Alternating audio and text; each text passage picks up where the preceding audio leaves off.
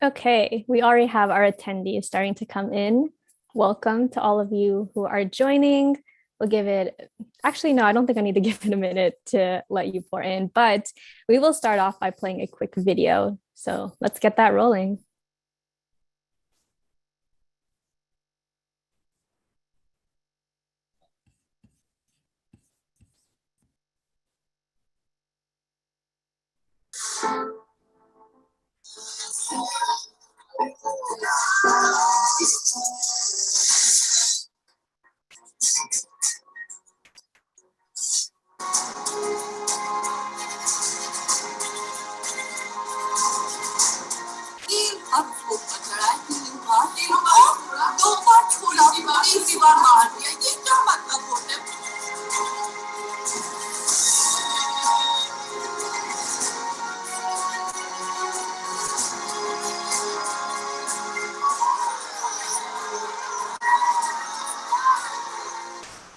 जबरदस्ती की, जो नहीं करना था वो भी किया। बुलाते पानी के बहाने, गलत करते थे हमारे साथ। استميوا कर जबरदस्ती वाबरदस्ती।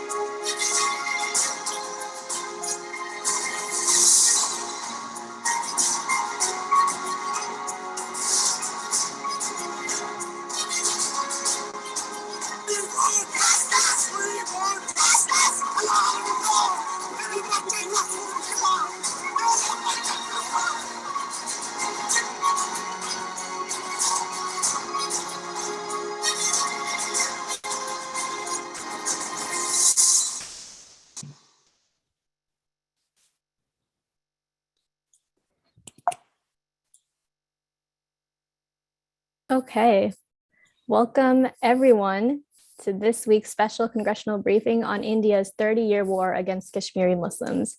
And I do emphasize the word special in the title, as today we're going to be exploring a very complex and very nuanced topic with a host of fantastic speakers, as you can see from our promo video. We've got 2 hours dedicated to this panel, in case you didn't know. So do make sure you stay through till the end so you can hear from every single person here.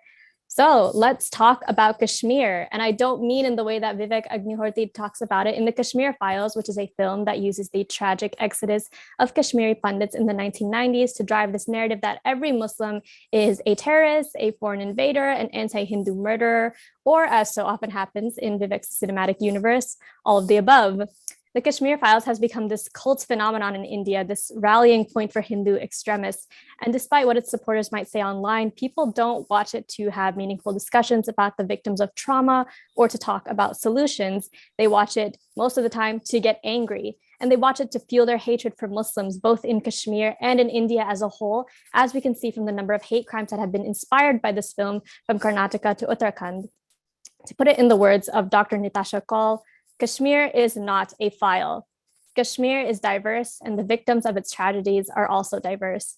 The region can trace the roots of its struggles to its brutal occupation under the Indian military. And this occupation goes back much farther than 2019, when Prime Minister Narendra Modi revoked Article 370 of the Indian Constitution, stripping Kashmir of its semi-autonomy. India has had Kashmir in a chokehold for over 30 years, during which tens of thousands of Kashmiri Muslims have also been subjected to enforced disappearances, rape, torture, internet blackouts, arbitrary detention, and custodial killings. Kashmiri Muslims are being shot out with pellet firing shotguns. Kashmiri Muslim high school students, journalists, and human rights defenders are being detained under abusive anti-terrorism laws. Kashmiris of all backgrounds suffered a mental health crisis in 2020 after being under siege and lockdown, with increased rates of depression, anxiety, psychotic events, and suicide, simply because an entire population has been deemed to be terrorists. And regardless of what the Hindu right might say, there's no denying that Narendra Modi's government is on the receiving end of international criticism from the United Nations, from Human Rights Watch, from Amnesty International, for its ongoing abuses against the civilians of Kashmir. Let's be really clear here, though, we're not here to diminish the suffering of Kashmiri Pandits, but it's dishonest to claim, as the Hindu right wing in India and America do, that only Kashmiris who have suffered are Kashmiri Pandits. All of Kashmir deserves justice, and that is exactly what our esteemed panelists will be talking about today. Just as a preview, we will also be hearing from US Congressman Andy Levin, who is a great friend to India and an outspoken human rights defender. So do stay tuned for his comments. And before we jump into our panel, though, we want to play a quick video that gives a glimpse into what life is like for Kashmiris under Indian occupation.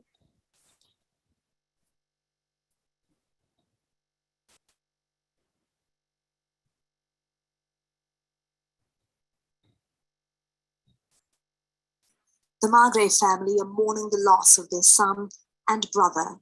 22-year-old Ahmed was one of 4 people killed in a security operation in Indian-administered Kashmir on November 15th. The poor thing was innocent, working as a cleaner, making tea, and you label him a militant. I have 2 more brothers, and they too have to go out for work. This has terrified us. We live in fear of leaving our house if this is what they do. They've done a great injustice to us. Ahmed was working as an office attendant in the region's capital city, Srinagar. His family denied police accusations that he worked for a Pakistani militant who was also killed in the operation, along with 2 civilians. Ahmed's father, Mohammed, shows Al Jazeera his award for bravery in fighting rebels in 2005. It's very sad that one man has been fighting for India and his own son is killed and called a militant. What kind of justice is this? And on top of that, his body isn't even returned to us. The killings of the 2 civilians in the same incident led to protests, and in a rare move, security forces returning the bodies to their families. The government has ordered an investigation into the operation, but civil society groups say it won't be independent. I don't think a magisterial inquiry would lead to anything. A judicial inquiry would be more independent, but whether that will also satisfy the local population is very difficult to say. Such is the level of distrust between the central government and the local people. Hardly anybody gets punished. There have been some army people who got punished in the past, but otherwise nothing much happens. International organizations joined in the criticism of the Indian government this week. That's after the National Investigation Agency, or NIA, raided the home and office of prominent human rights activist Khurram Parvez. They arrested him under anti-terror legislation. The ongoing raids are on those who have been suspected of receiving foreign funds. The NIA is an investigating agency and nothing to be scared of. There's no injustice done to anyone who comes out clean from the investigation. But the UN Special Rapporteur on Human Rights Defenders called Parvez's arrest disturbing, saying he's not a terrorist, he's a human rights defender. Parvez ran the Jammu and Kashmir Coalition of Civil Society that's been documenting human rights abuses for more than 20 years. As the Magre family hope and wait for Ahmed's body to be returned, supporters of Parvez say his work is now more important than ever. Elizabeth Puranam, Al Jazeera, New Delhi.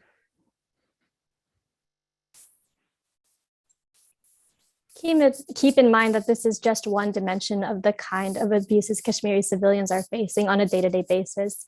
But instead of going into it further myself, I'll leave it now to our panelists to dive into this topic in detail. And we will start off with Dr. Angana Chatterjee, who is the founding co-chair of the Political Conflict, Gender and People's Rights Initiative at the University of California, Berkeley. In Kashmir, Professor Chatterjee co-founded the People's Tribunal on Human Rights and Justice and was its co-convener from 2008 to 2012. Her collaborative work investigating the unknown, unmarked, and mass graves of Kashmir called international attention to the need for accountability to the victims and the families of the disappeared. In 2019, Dr. Chatterjee offered expert testimony on Kashmir at the US congressional hearing. Her publications include Breaking Worlds, Religion, Law, and Nationalism in Majoritarian India, The Story of Assam, Majoritarian State, How the Hindu Nationalism is Changing India, Kashmir, The Case for Freedom, and the report Buried Evidence, Unknown, Unmarked, and Mass Graves in Kashmir. Dr. Chatterjee, we are so excited to have you here with us today. Thank you so much, Safa. It's a pleasure to be with you, and thank you very much for organizing this panel and for getting all of us together. Appreciate it. I will start by setting a context on Hindu nationalism in India and speaking briefly to Kashmir. And then my colleagues will, I'm sure, take it forward. The Hindu majoritarian Bharatiya Janata Party's government's furtherance of forms of coloniality in Kashmir through forcing citizenship on a people in descent to Indian rule, while seizing citizenship away from Bangla Muslims and other vulnerable communities in Assam, in Northeast India through prejudicial citizenship laws, seek to actualize long-standing promises to unify India. India today is subsumed in a momentous political crisis, the most daunting since 1950. The practice of illiberal democracy is accompanied by a call to fascism and the extermination of Muslims. In December 2021, for example, at a religious assembly in India, in Haridwar, attendees took a collective oath to turn India into a Hindu state. At that time, Haridwar, considered a sacred place for Hindus, spiritual leaders and activists justified genocidal violence and the ethnocide of Muslims, provoking Hindus to take up weapons to participate in this cleaning campaign, just like in Myanmar. Prime Minister Narendra Modi, who heads India's Hindu nationalist Bharatiya Janata Party, did not denounce the expressions of hate there or elsewhere. Critical elections just concluded in 5 states in India in March 2022, including in its most populous state and political nerve center, Uttar Pradesh, simply has led to the driving of widespread and lethal aggression against Muslims in the country. Hindu nationalists have called for mass violence repeatedly. The elected head of state of Uttar Pradesh, Chief Minister Yogi Adityanath, is a Hindu nationalist demagogue from the ruling party, Bharatiya Janata Party, and has increasingly positioned himself as Narendra Modi's legatee. The BJP continues the government's militarized rule in Kashmir and across India militant campaigns to promote a conspiracy theory that Muslim men are marrying Hindu women to imperil and overpower Hindu culture. A new law premised on this belief is poised to override the rights of Muslims and other minority communities. The BJP manifests caste oppression in the violent relation of dominant caste-privileged Hindus to Adivasis and Dalits, supports forcible conversion of Christians to Hinduism, prescribes cattle slaughter, and prohibits Muslim women's right to wear the hijab. Prejudicial laws that weaponize citizenship in India exemplify the headway of totalitarianism by Hindu nationalists. A pivotal objective of the BJP government has been to alter the basis of Indian citizenship itself.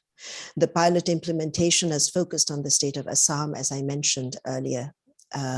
The citizenship experiment is scheduled for enforcement across the country and signals the onset of an inestimable catastrophe that may conceivably devastate millions of lives.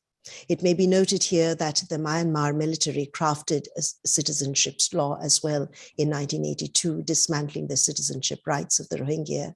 In hindsight, a study of the Nuremberg citizenship laws instituted in Nazi Germany in September 1935 reveals as well the escalation through law of a process against minorities, targeting their right to belong within a nation state that culminated in genocide. Religionized violence in India this past week itself, or these past 2 weeks, has been quite just horrific. Hindu religious processions for Ram Navami on April 10th of this year induced violence in religion, or induced religionized based violence in 6 states: Goa, Gujarat, Jharkhand, Delhi, Madhya Pradesh, and West Bengal. By April 12th, 130 persons had been arrested, 39 in Gujarat, 84 in Madhya Pradesh, and 7 near Mumbai. Similar violences also took place a week later on another Hindu holiday, Hanuman Jayanti, in the states of Delhi, Karnataka, Uttarakhand, and Andhra Pradesh. And they all systematically targeted Muslim communities. The violence appeared routinized. Hindu processions that celebrate a Hindu holiday are organized, sometimes by Hindu nationalist groups.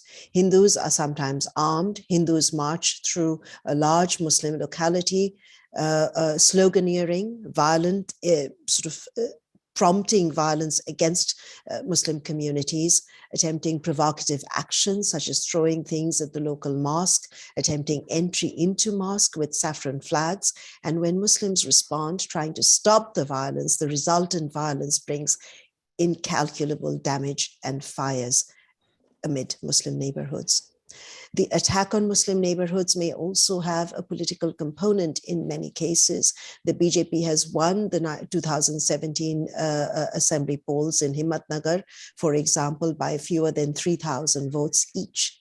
The kinds of attacks on Muslim neighborhoods repeat a pattern where political violence has led to holding the community under siege, taking over sort of political actions within surrounding the community, damaging livelihood, and then inevitably leading to political gains for the BJP.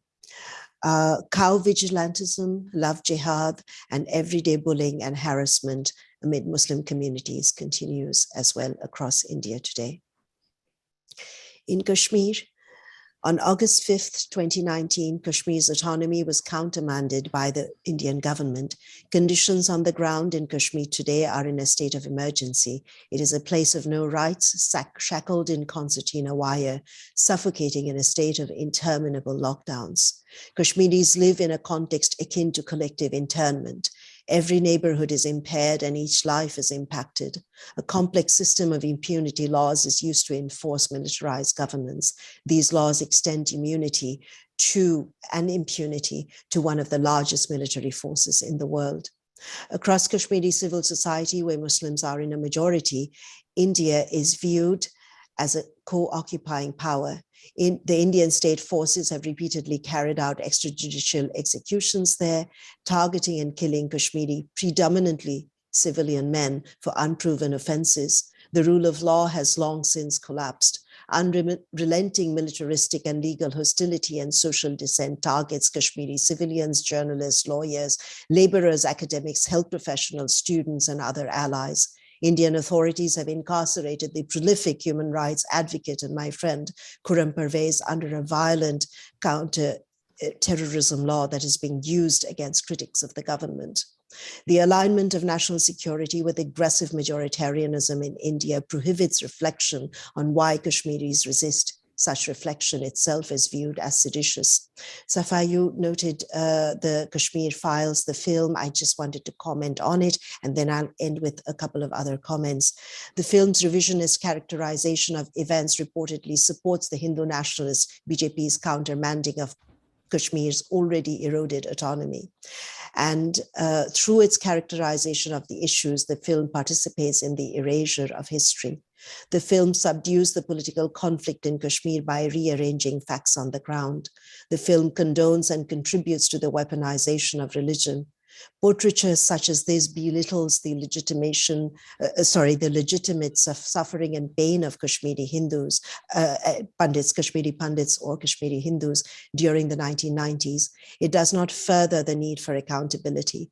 The 1990s deeply impacted the minority Hindu Pandit population of Kashmir, tens of thousands of whom were displaced at that time. Concomitantly, the film reinforces the fabrication of internal and external enemies and the Hinduization of Kashmiri Pandits. The film repositions Kashmir's militarized governance and reinforces Islamophobia and the racialization of Muslims.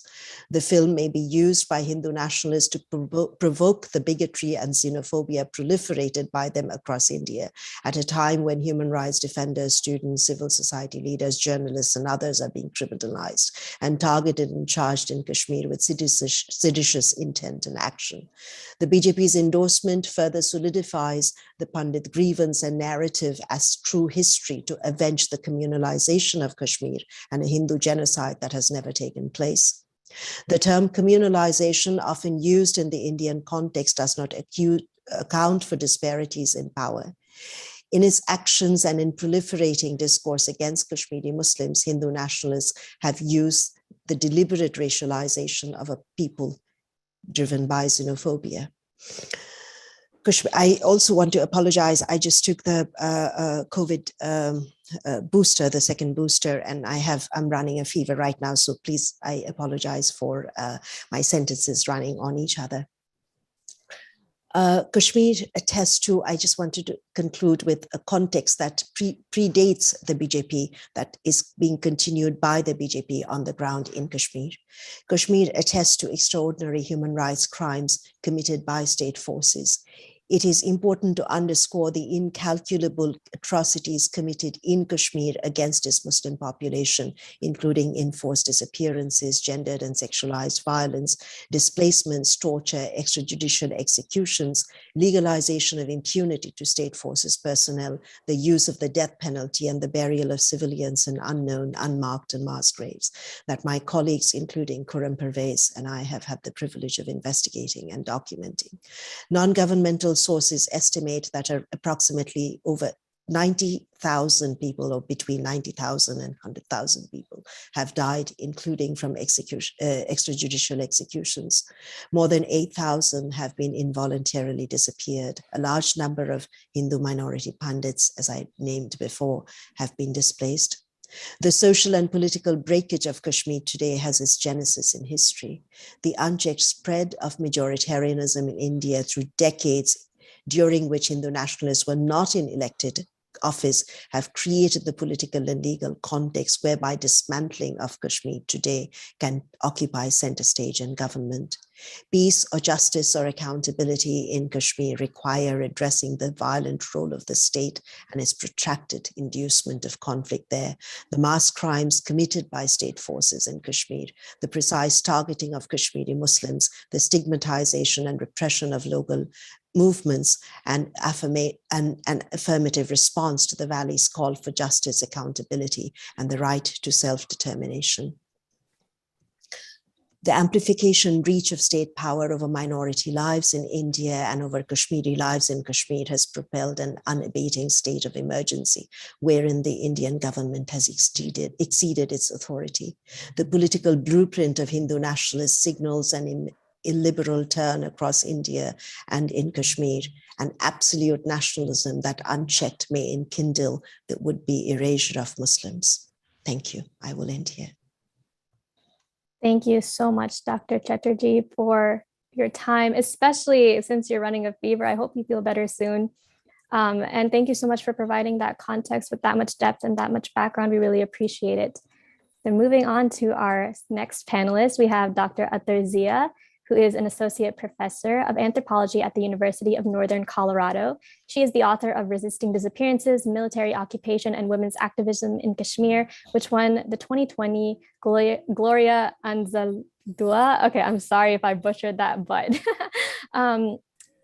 honorable mention award, the 2020 Public Anthropologist Award, the Advocate of the Year Award 2020, and the the Advocate of the Year Award 2021, and the 2021 Rosaldo Book Prize honorable mention. She is the founder editor of Kashmir Lit and is the co-founder of Critical Kashmir Studies Collective, an interdisciplinary network of scholars working on the Kashmir region. Dr. Zia, thank you so much for joining us. Thank you so much, Safa, for having me, and thank you for organizing this. I'm slightly hoarse, so please forgive me for that. So I'll be speaking to the events and the assault on the autonomy of Kashmir, which happened in 2019, and I'll be reading my comments. So just give me a moment to get the document in line. By August 4th, 2019, the Indian government had flown in 48,000 plus troops, on top of the 700,000 already occupying the region of Kashmir. With rumors rife, Kashmiris hunkered down for whatever was to come. People flocked to the markets for rations, medicines, baby food, and gas. Photograph of an old Kashmiri man stocking gas in a small plastic flask went viral. Living under a neo-colonial India's military occupation for 72 years, which has annihilated Kashmir's sovereignty, responding to the contingencies of a protracted and invisibilized war has become part of Kashmiri life. On 5th August 2019, the right-wing Hindu supremacist Bharatiya Janata Party government put into motion a multi-pronged military siege of Kashmir. Kashmir's quasi-autonomy, also known as the special status through the Article 370 and the accompanying Article 35A, were illegally removed by a rushed presidential decree. This without consulting the Kashmiris or the legislature that had been dismissed previously. India's own experts deemed this as an unconstitutional deed accomplished by deceitful means that could not be achieved unilaterally. An elderly Kashmiri man called it chadhai, invasion, annexation mounted by India. Even though the Indian military power was supercharged with Hindu supremacist and nationalistic zeal, the government camouflaged it as integration to consolidate the Indian nation state. To all Kashmiris, it was an act of war. India's local client politicians in Kashmir, who have run the puppet governments for New Delhi since 1947, were also arrested and detained. Average civilians, resistance leaders, human rights defenders, lawyers, journalists, and business people were put under detention or house arrest. Towards the end of October, some detainees were being released in exchange of bonds, barring them from all political activity, especially speaking against the removal of autonomy. Many prisoners were booked under the Jammu and Kashmir Public Safety Act 1978, which Amnesty International calls the lawless law. The Public Safety Act allows the arrest and incarceration of people without charge or no trial for up to 2 years. The jails overflowed to the extent that the government planned to rent private properties to serve as detention centers. Mass arrests led to more than 13,000 incarcerations, including children. Many were imprisoned in jails outside Kashmir. Kashmiri journalists were barred from reporting.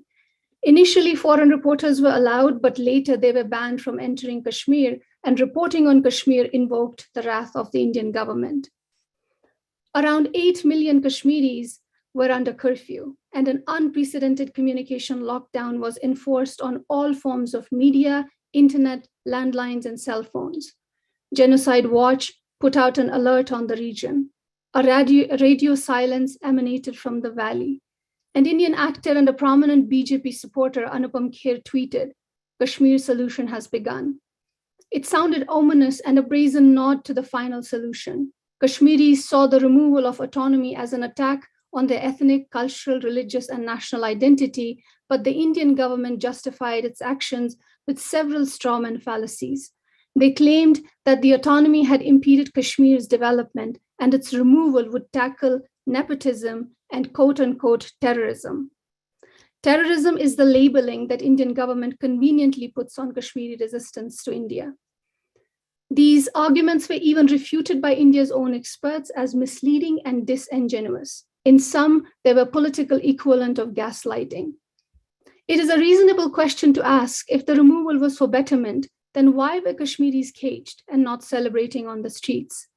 Instead, Kashmiris lamented the removal of autonomy as a way to outright Indian settler colonialism, native dispossession, ecocide, extractive exploitation, and de-development. The military siege lasted several months, and in March 2020 was superimposed by the COVID lockdown. The humanitarian crisis in Kashmir at one point became so grave that the medical journal Lancet wrote an editorial. The Indian government continuously claimed that the situation was normal, even when massive protests were erupting despite the curfew, with more than 100 injured and several killed. The economic loss inflicted on Kashmiris was upward of 5.3 billion USD, and it has continued with the local Kashmiris steadily being dispossessed.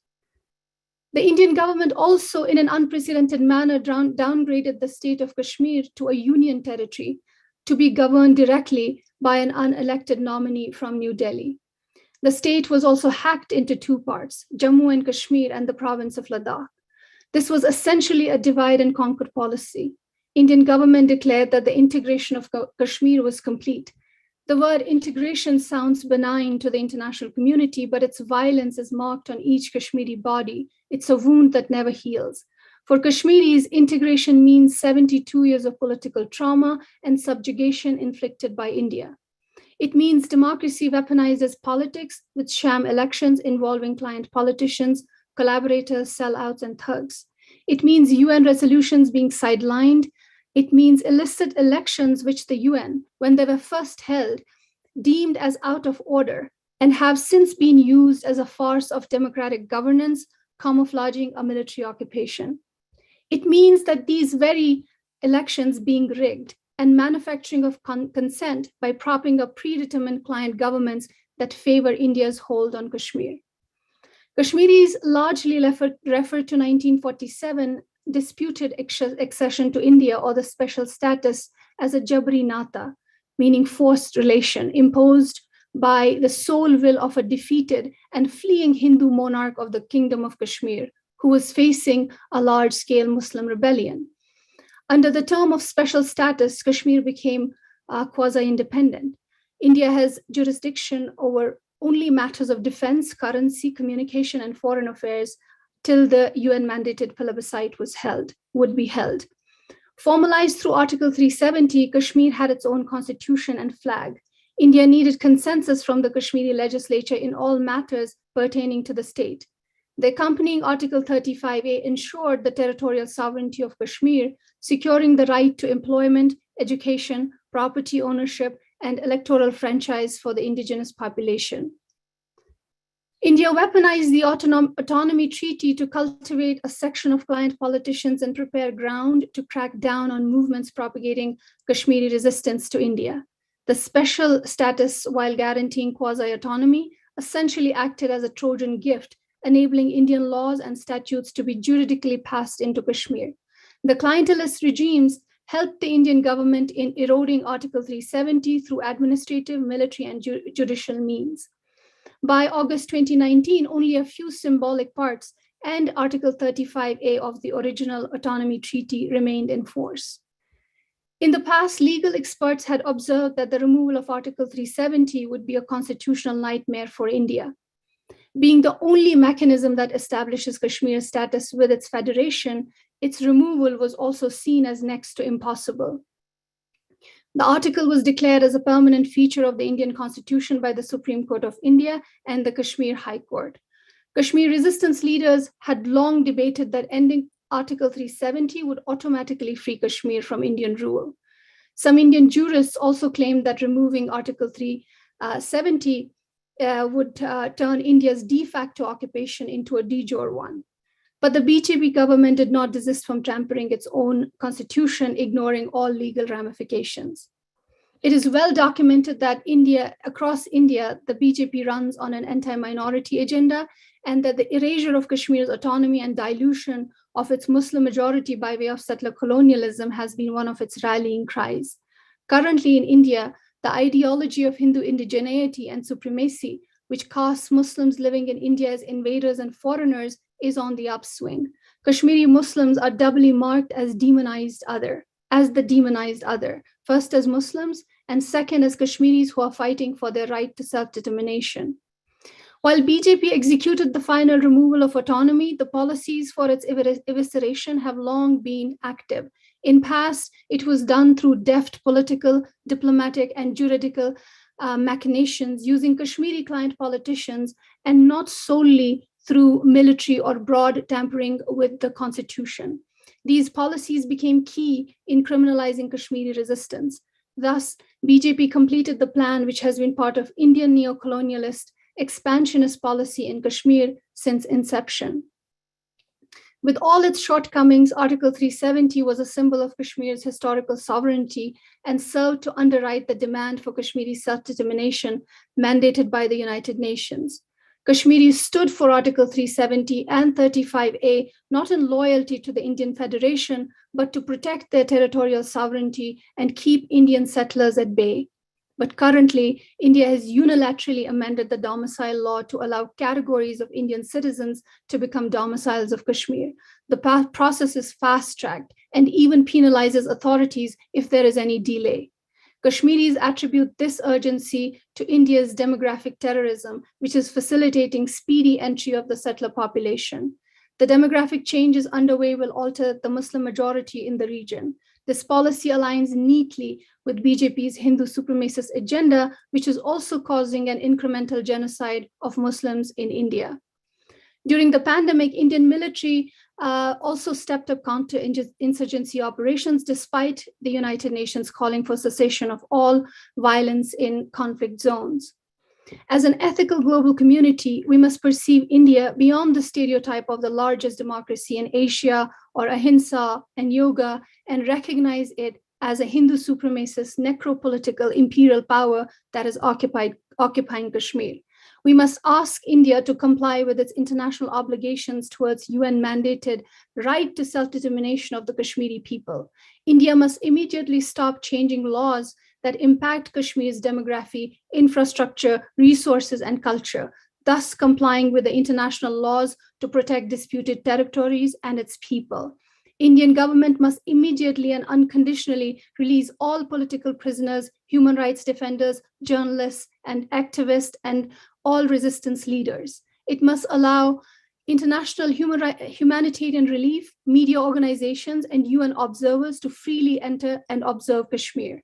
We must seek an end to the Hindu supremacist settler colonial occupation of Kashmir now. Thank you so much. Thank you so much, Dr. Zia, for those incredibly insightful comments, especially the way you have us think about the Kashmiri people's right to self-determination and the way they're used instead as political pawns for gain by the Hindu nationalist government of India. We appreciate your time. Thank you so much. For our next panelist, we have Dr. Dean Accardi, who is Assistant Professor of History at Connecticut College. He's a historian of gender and religion in South Asia, and his research re-examines notions of mutually exclusive religions, reconceptualizes relationships between religions and other social phenomena, and highlights how historical and religious narratives reconstruct the past to serve socio-political agendas. His current book project, An Ascetic Body Politic, Sainthood and Sovereignty in Kashmir, examines depictions of asceticism in histories written in late 16th century Kashmir. Dr. Accardi, thank you for joining us. Thank you, and thank you all for attending this important panel today and for allowing me to speak with you. US Presidents Bill Clinton and Barack Obama both famously referred to Kashmir as the, quote, most dangerous place in the world, unquote. Yet neither of them, nor anyone in the US government more generally, did enough in response to this assessment to prevent the worsening of conditions in Kashmir. Now, since 2019, human rights organization Genocide Watch has officially issued a genocide alert for Indian-occupied Kashmir, and the Simon Scott Center for the Prevention of Genocide, part of the United States Holocaust Memorial Museum, now ranks India the #2 country at highest risk for mass killings, due in no small part to India's actions in Kashmir.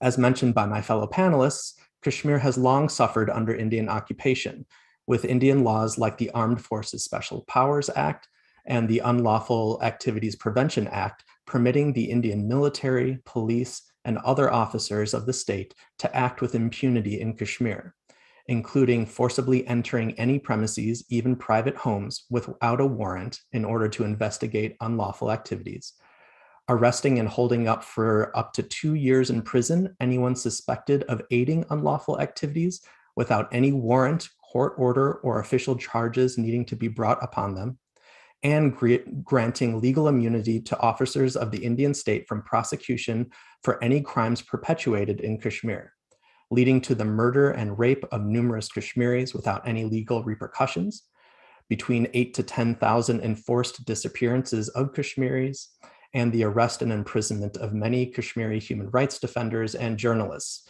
which my fellow panelists will address in further detail. However, I'm here today to talk about how the situation has worsened in Kashmir since 2019. Specifically, I will address the more systematic actions and concrete policies the Indian government has enacted in Kashmir. They will demonstrate that India's actions in Kashmir are not merely sporadic violent actions performed by bad actors during a chaotic moment of conflict, but rather a conscious and involved strategic plan to irrevocably eliminate the few rights Kashmiris hitherto still retained. Before entering into the specific policies and actions, it is important to frame them as part of, if not integral to, the increasingly violent, virulent, and fascist Hindu nationalism championed by Indian Prime Minister Narendra Modi, his BJP party, and affiliated organizations known as the Sangh Parivar. It should be noted that a number of organizations directly affiliated with the Sangh Parivar are thriving in the United States without sanction or monitoring, and they raise funds to support violent Hindu nationalist activity in India. I also do not use the word fascist lightly. Vinayak Savarkar and M.S. Golwalkar, founders of the RSS, the paramilitary Hindu nationalist organization that is the parent organization and the namesake namesake of the Sangh Parivar, openly admired Hitler and Mussolini, taking inspiration from Hitler's ideology of racial purity. During World War II, Savarkar endorsed the persecution of Jews in Germany. Quote, "The very fact that Germany or Italy was so wonderfully recovered and grown so powerful as never before at the touch of Nazi or fascist magical wands is enough to prove that those political isms were the most congenial tonics to their health demanded," unquote. That Prime Minister Narendra Modi and many other BJP leaders trained under the RSS and regularly garland and pray towards a picture of Savarkar should demonstrate the openly fascistic nature of Modi, the BJP, and Hindu nationalist organizations at the head of India's current government. However, they are not merely admiring fascists. Official Hindu nationalist ideology, or Hindutva, openly states that Muslims should be eliminated from India. Therefore, the policies I am to discuss now demonstrate that Hindu nationalism promoted by Prime Minister Modi, his government, and their allied organizations is not merely an ideology, but a systematic program aimed at, first, the disenfranchisement and impoverishment of Kashmiri Muslims, but ultimately the complete displacement and elimination of Kashmiri Muslims via ethnic cleansing and genocide. As already mentioned by my fellow panelists, on August 5th, 2019, the Indian government under Narendra Modi unilaterally, via presidential order, abrogated Articles 370 and 35A of the Indian Constitution. Those erstwhile articles of the Indian Constitution not only established Jammu and Kashmir as a semi-autonomous state with its own government and legislature, but perhaps more importantly, afforded that government the right to determine and designate who are permanent residents of Kashmir. Perhaps most importantly, permanent resident status afforded Kashmiri the exclusive right to own property in Kashmir, preventing powerful Indian corporations and wealthy elites from buying up land in Kashmir during times of economic crisis. Additional laws built upon this permanent resident framework more or less guaranteed Kashmiris a basic level of livelihood. However, with the elimination of Article 35A, those protections were eliminated. Now, the Modi government argued that this was a good thing, as it would allow for the social and economic development of Kashmir. However, what was the state of health and economics in Kashmir prior to August 2019? According to the Registrar General of India itself, in 2016, Jammu and Kashmir state surpassed Kerala as the state with the highest life expectancy in India for all ages. In August 2019, internationally renowned economist Jean Drèze utilized official government economic data to compare the economic indicators of Jammu and Kashmir state and Prime Minister Narendra Modi's home state of Gujarat, the poster child of economic development in India. In every measure, Jammu and Kashmir excelled over Gujarat, including percentage of population below the poverty line, 12% in Kashmir versus 22% in Gujarat, and wages of male rural laborers, 209 rupees per day in Kashmir versus 116 rupees per day in Gujarat. In short, statistical evidence does not indicate an extreme need for development in Kashmir along the lines Modi and the Indian government claim. Instead, Indian government actions in Kashmir since 2019 are likely to result in the deterioration of remarkable successes and advancements Kashmir had previously enjoyed. Why then abrogate these sections of the Indian Constitution if it was not, in fact, for the development and betterment of Kashmir, as Modi and the current Indian government claims? First, it's to sell Kashmir to those most loyal to the Indian government and its agendas. The Jammu Kashmir Reorganization Order of 2020 grants a newly termed Kashmir domicile status to anyone who has resided in what is now the Union Territory of Jammu and Kashmir for a period of 15 years. Sure, this would theoretically include any Kashmiri permanent residents under the previous scheme, but it also significantly includes any Indian officers, military or otherwise, who were deployed to Kashmir for more than 15 years, total, not consecutively.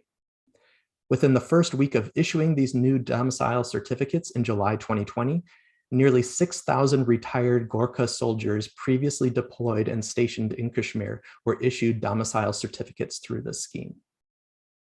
Furthermore, in July 2020, the Indian government released an order that, quote, allows Indian Army, border security forces, paramilitary forces, and similar organizations to acquire land without a no objection certificate clearance from the region's home department to allow construction in the region's strategic areas by the Indian Armed Forces, unquote.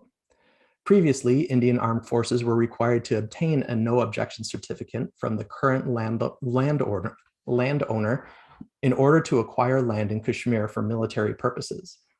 Now, Indian Armed Forces can declare any land in Kashmir a, quote, strategic area, acquire that land by force for little or no monetary compensation, build colonies and residences on that land, and then sell it to settlers to whom they have issued domicile certificates. It is little wonder then that Kashmiris have increasingly voiced fears that India intends to intentionally produce a demographic shift in Kashmir so that native Kashmiris are eventually form a minority population overwhelmed by the new residents from India who are loyal to the Hindu nationalist cause. In addition to land, other economic policies were also deployed in Kashmir post-2019 for its development, now that economic protections for Kashmiris were eliminated. For example, during 2020, India introduced a unique market intervention scheme under which remunerative prices were paid through the Indian Department of Biotechnology and transportation provided by the Central Procuring Agency to help stabilize the Kashmiri apple market. Officials claim, quote, this move defeated the terrorists who had threatened apple growers against the plucking of the fruit from orchard, unquote. But in reality, the central government of India gave itself the power to set the prices they would pay for apples, paid those funds to orchard owners, and then shipped those apples to whomever the government desired to sell them. When put in these terms, such a program seems less intended to aid Kashmiri orchard owners than profiting the Department of Biotechnology and their trading partners.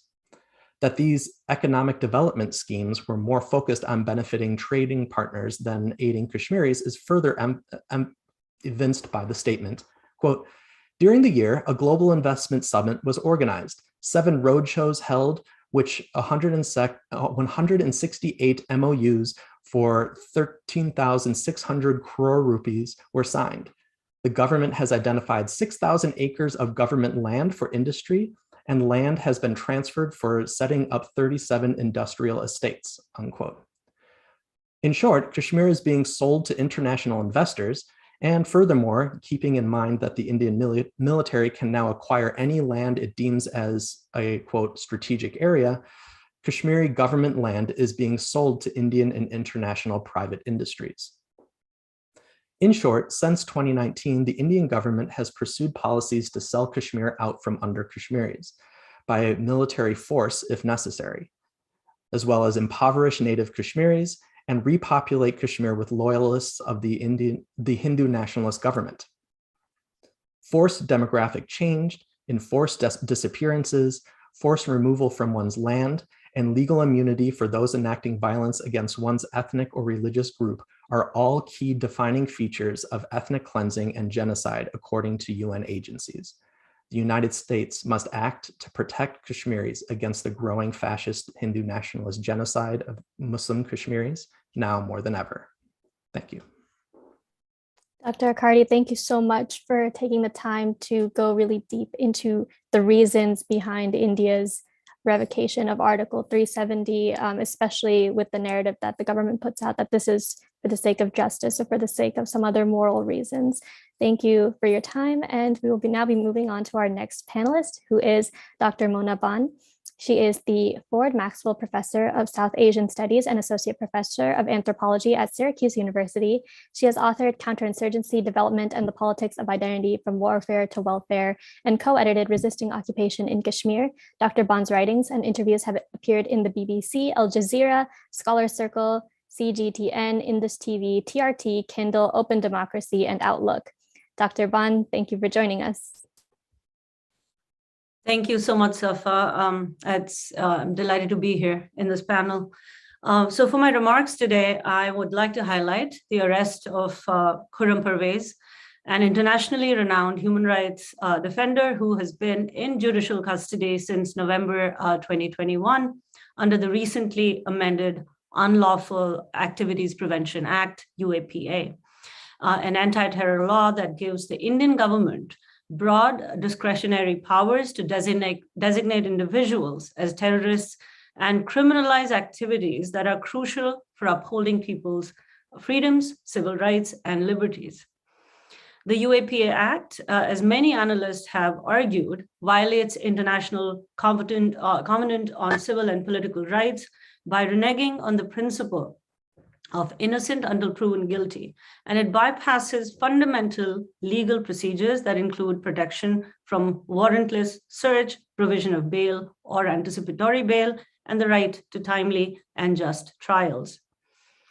Over the past 2 decades and more, Khurram Parvez has worked as the program coordinator and spokesperson for JKCCS, Jammu Kashmir Coalition of Civil Society, a Kashmir-based human rights organization. JKCCS has used extensive research and reportage to document the vast array of India's repressive laws and mechanisms designed to silence Kashmiri voices, the UAPA being the most recent iteration of these draconian laws, as many of the panelists have already pointed out.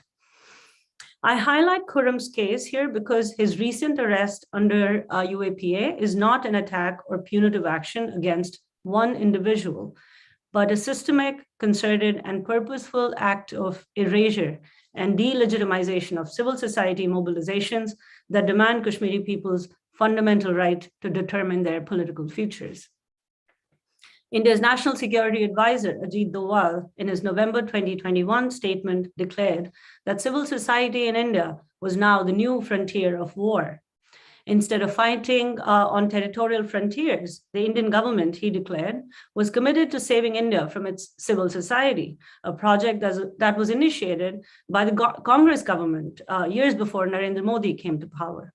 The Congress government's 2010 amendments to the Foreign Contribution Regulatory Act limited international funds for civil society efforts under the pretext of restraining foreign influence on domestic politics, a policy that undermined key social, environmental, and rights-based movements across India and in Kashmir.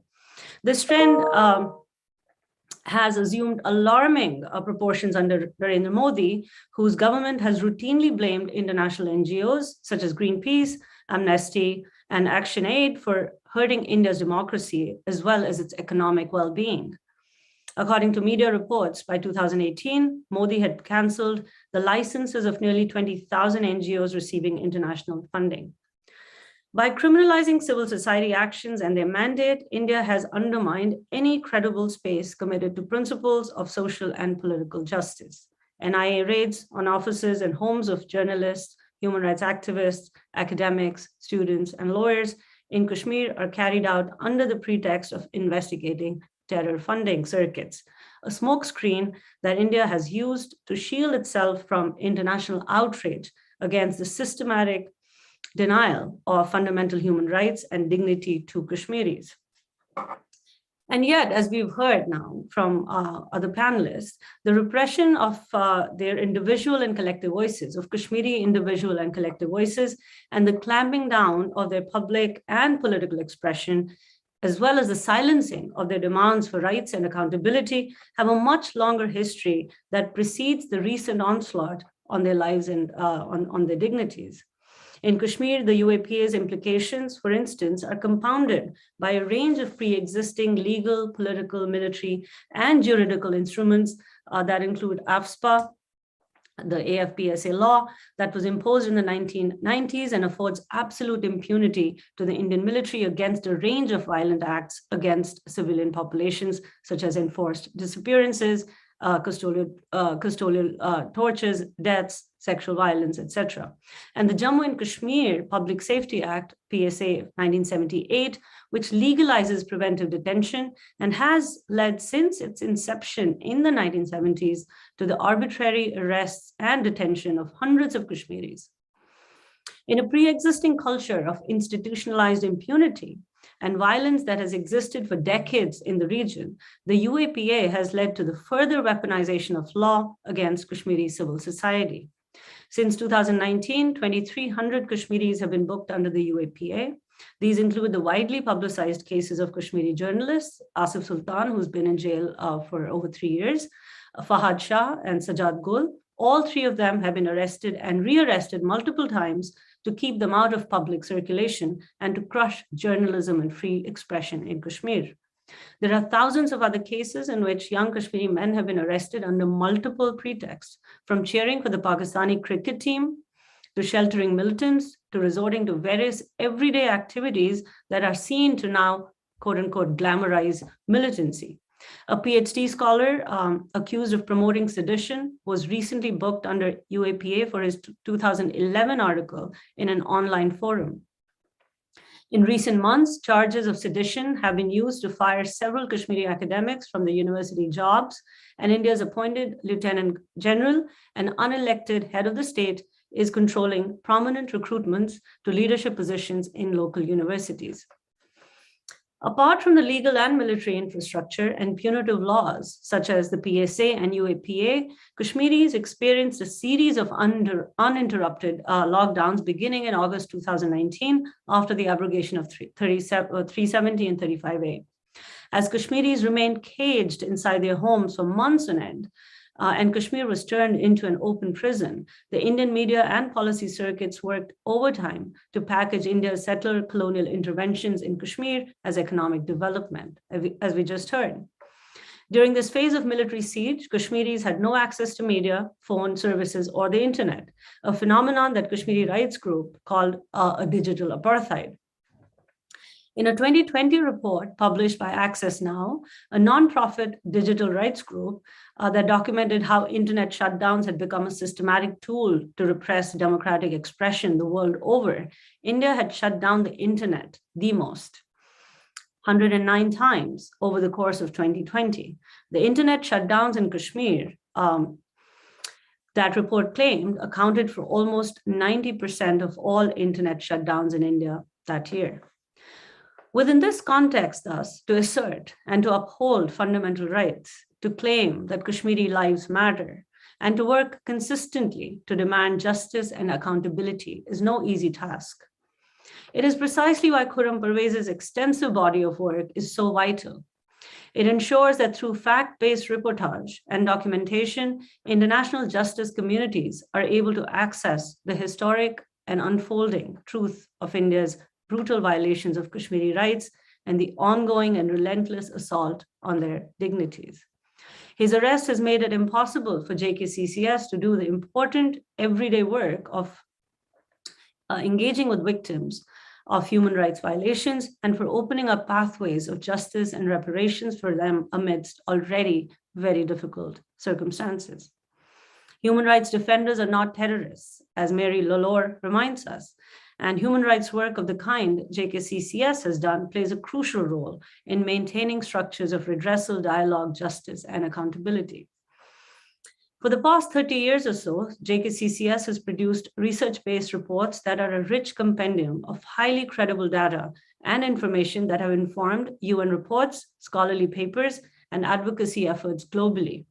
Their body of work stands out for its commitment to the principles of grounded field-based research, diligent fact-checking, and rigorous documentation. Their many reports include, for instance, a 2012 report on alleged perpetrators, which foregrounds acts of state violence within the wider context of legal and structural impunity. In their 2009 report entitled Buried Evidence on Unknown and Unmarked Mass Graves in Kashmir, they document 2,700 unknown, unmarked, and mass graves containing 2,943 plus bodies across 55 villages in Bandipora, Baramulla, and Kupwara districts of Kashmir. And the 2015 report, Structures of Violence, builds on earlier reports to illustrate how structures of impunity and particular forms and tactics of violence are both inflicted and sustained through institutional mechanisms. One of their first reports, which was based on their independent analysis of the 2004 elections in Kashmir, foregrounded quote, the procedural performance of democracy in Kashmir. The key argument of the report was how a formal procedure of election intrinsic to democracy cannot be imposed on a real and existing undemocratic structure, essentially cannot be imposed on an occupation. In cases such as these, the symbolic performance of democracy can become a foil to cover up state-directed violence. This early work also brought to fore the cost of working to document human rights violations in Kashmir. During their work as independent observers in 2004, a mine blast killed 2 of their colleagues while Khurram was injured and lost his leg. In 2018, Mr. Imroz, the co-founder of JKCCS, was attacked by armed men at his home in Srinagar. Their highly credible research informed the 2018 and 2019 UNHCR reports and innumerable other global human rights reports and parliamentary deliberations in the US and the EU. Juani Mendes, in his prologue, writes, and I quote, although it marks, in one of the reports, the prologue remarks, although it makes for painful reading, the report is an outstanding example of how human rights organizations should monitor, investigate, and report on violations of internationally recognized standards by governments toward all persons under their jurisdiction. And this is just to remind you that several years ago, the Supreme Court of India had dismissed a petition which was filed by non-government organizations reportedly seeking investigations into the killing of Kashmiri Pandits. The Supreme Court order was based on they denied conducting the investigation, and it was based on the reason that 27 years had passed since the crimes in question had happened, and therefore there was no fruitful reason to conduct this investigation. And JKCCS, Khurram in particular, stood out and basically asked for all crimes of state to be investigated, or crimes across different organizations be investigated in Kashmir. And that's the kind of work that Khurram and the CCS represent in Kashmir. So the frontline defenders of CCS are not only archivists, but they're also translators who make it possible for international frameworks of legal and political rights to resonate for Kashmir's political context, but also push international institutions to account for abuses of state power in Kashmir and in the global South more broadly. Their sustained collaborative and deliberative partnerships among transnational networks of lawyers, scholars, and activists have played a key role in situating Kashmiri rights and aspirations within larger paradigms of international law. Through this work, they reiterate and remind the international community that the Kashmir issue must be resolved according to UN resolutions that guarantee Kashmiris the right to determine their political future. As a researcher, I've seen Khurram and CCS more broadly facilitate and enable grounded and field-based research. Khurram's care and commitment toward young interns, many of who talk about the ways they saw in him a ray of hope, his vision and hopefulness for Kashmir's future, and the labor he and his organization are invested in to work towards a just future for all Kashmiris is truly exemplary. The silencing of voices like Khurram's or that of Asif Sultan's or countless other activists, scholars, and journalists in Kashmir makes the global project of democracy, freedom, rights, and justice extremely fragile. While Kashmir's resolution according to the principles of self-determination is critical for substantive peace in the subcontinent, it is also key to ensuring that fascism does not trump the global movement for freedom, liberty, and inclusive justice. Thank you. Thank you so much, Dr. Bond, for that in-depth look into the UAPA and the way it impacts human rights defenders in Kashmir. Our next speaker is Dr. Haley Dushinsky, who is an associate professor of anthropology at Ohio University. She is a legal and political anthropologist with research specializations in law and society, violence, war and power, human rights and international justice, and militarization and impunity in Kashmir. She has conducted anthropological field research on these topics in Kashmir across the past 20 years and is a co-editor for Resisting Occupation in Kashmir, the Routledge Handbook of Critical Kashmir Studies, and the forthcoming Palgrave Handbook of New Directions in Kashmir Studies. Dr. Dushinsky, we appreciate your joining us. Thanks to all of you for attending this important panel today. I'm here as a critical Kashmir scholar and a member of the Kashmir Scholars Consultative and Action Network, KSCAN. As a scholar, I position myself as an ally, and I carry out my research in collaboration and consultation with Kashmiri scholars and Kashmiri human rights defenders in alignment with the Kashmiri right to self-determination. Today, I want to make the point that the human rights situation in Kashmir has rapidly and dramatically deteriorated following the rise to power in India of Narendra Modi and his Hindu supremacist political apparatus in 2014. Over these past 8 years, we have been witnessing these escalating patterns of restriction, repression, intimidation, and terror in Kashmir unfolding in real time, along with very significant legal and political transformations that have had devastating consequences for Kashmiris and Kashmiri communities. The progression of the human rights crisis in Kashmir tracks from the state's brutal crackdown using pellet-firing shotguns against civilian street protesters in the summer of 2016, through India's abrogation of these key constitutional provisions, granting special status to the state in the summer of 2019, through the widespread use of stringent terrorism laws to silence and repress protesters, journalists, and human rights defenders, especially since 2021. Of course, these dynamics are not new. India's brutal persecution of Kashmiris today and across the past 8 years must be considered as the most recent phase of India's longstanding denial of Kashmiri sovereignty through legal, political, and military occupation of Kashmir since 1947. And any meaningful and substantive interventions from the international community must address these fundamental legal and political realities and must be resolved in accordance with the will of the Kashmiri people.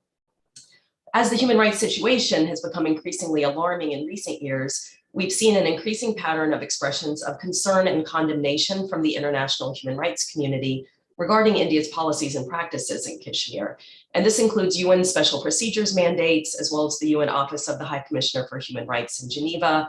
It also includes international human rights organizations, European and EU bodies, as well as the State Department, USRIF, various representatives and senators, and high-profile candidates for political office in the US. So today I'd like to highlight these responses from the international human rights community to emphasize the point that India has increasingly positioned itself outside of and indeed in opposition to the global community of countries that share values regarding democratic political participation, rule of law, and human rights. In June of 2018, UN High Commissioner Zeid al-Hussein released a groundbreaking report on human rights violations in Kashmir from 2016 to 2018. Now, despite urgent requests from his office, India steadfastly refused to allow official OHCHR observers into Kashmir.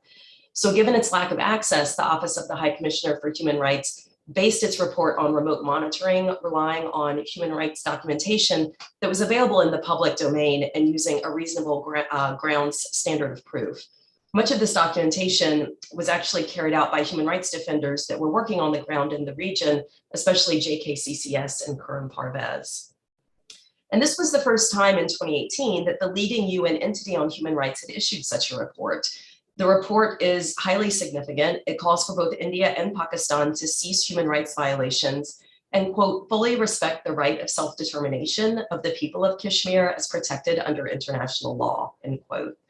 It also calls for the Human Rights Council to pass a resolution to establish a UN-sponsored commission of inquiry into allegations of human rights abuses in Kashmir.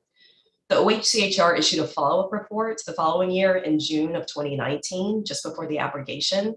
Since then, High Commissioner Zeid and his successor, High Commissioner Michelle Bachelet, have consistently expressed concern about the human rights situation in Kashmir in their public statements and their opening statements at meetings of the Human Rights Council.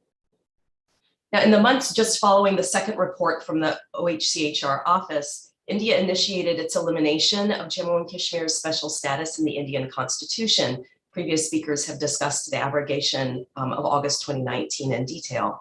The international human rights community issued substantial responses at that time regarding the communications blackout and the other restrictive measures that were put into place, as well as the unilateral and undemocratic legal and political maneuvers themselves. In the days following the abrogation, a group of UN independent experts issued a public statement expressing immediate concern about the communications blackout, saying, quote, "The blackout is a form of collective punishment of the people of Jammu and Kashmir without even a pretext of a precipitating offense," end quote. And in October 2019, just a few weeks after the abrogation, the UN High Commissioner for Human Rights issued a statement of extreme concern at the ongoing human rights violations and urged Indian authorities to unlock the situation and fully restore people's rights. In February of 2021, a series of UN experts issued a statement of concern over the abrogation itself, India's decision to eliminate Kashmir's semi-autonomous status and restrict the participation of minorities in political and other activities. Now, since the abrogation 2.5 years ago, UN independent experts have issued 13 communications to India regarding the human rights situation in Kashmir. And since 2021, India has either refused to respond to these letters or has responded on the condition that their response will remain confidential and not be made public. India has also refused to engage with the UN Office of the High Commissioner for Human Rights on these matters. Now, it's important for us to remember today that there was significant momentum around US intervention at this time following the abrogation in the months between the abrogation and the onset of the pandemic in March 2020. During that time, for the first time, the US House Committee on Foreign Affairs Subcommittee on Asia, the Pacific, and Nonproliferation held a hearing on Kashmir, and that was in October of 2019. In November of 2019, the Tom Lantos Human Rights Commission held another congressional hearing on Kashmir. And at that hearing, co-chair James McGovern of Massachusetts said, quote, "We can never give up on standing for the principle that people have the right to their own self-determination," end quote. Over these past 6 months, the international human rights community has again ramped up its expressions of concern over the human rights situation in Kashmir. And in particular, the arrests of human rights defender Khurram Parvez and journalist Fahad Shah have been met with broad condemnation by domestic and international civil society. Renowned human rights organizations have issued independent and joint statements calling for the immediate and unconditional release of Khurram Parvez. And these groups include Human Rights Watch, Amnesty International, the International Commission of Jurists, Frontline Defenders, FIDH, the World Organization Against Torture, OMCT, the Civicus Global Alliance, the Rapto Foundation for Human Rights, Robert F. Kennedy Human Rights. The UN Special Rapporteur on the Situation of Human Rights Defenders, Mary Lawlor, and other UN experts called for Khurram Parvez's immediate release in a joint statement in December. They identified his deprivation of liberty as a form of retaliation and reprisals for speaking out on human rights issues. These special rapporteurs submitted a communication to India that was made public in February, detailing their concerns. In March of this year, 21 members of the European Parliament wrote to Prime Minister Modi, expressing their concern about the treatment of human rights defenders in India. And they noted their special concern over the detention of Khurram Parvez in, quote, "one of the most overcrowded and unsanitary prisons in the country," end quote. The US Commission on International Religious Freedom has added both Khurram Parvez and Fahad Shah to the freedom of religion or belief victims list. And the US State Department 2021 country report on human rights practices in India, which was just released a week ago, outlines a wide array of human rights violations in Kashmir, with attention to the arrest of Khurram Parvez.